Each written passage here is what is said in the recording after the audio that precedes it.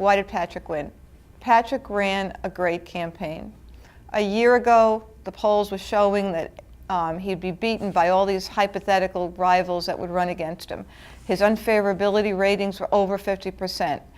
He had the economy, he had this voter anger that seems to be sweeping the country, he had the Scott Brown effect, but he just clicked in gear. He did what Deval Patrick does best. He went out on the campaign trail.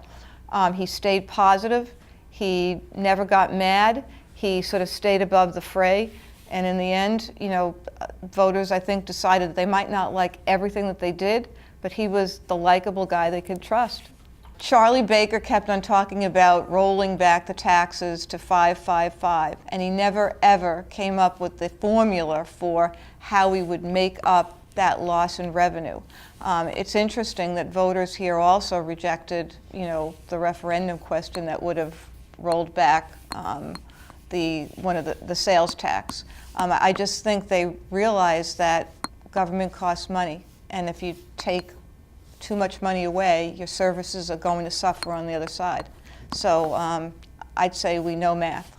The Democratic incumbents, I think it's about the rivals. Until the Republicans can really come up with, strong enough candidates, who can sort of go toe-to-toe with the Democratic incumbents, it's just going to be tough to dislodge them.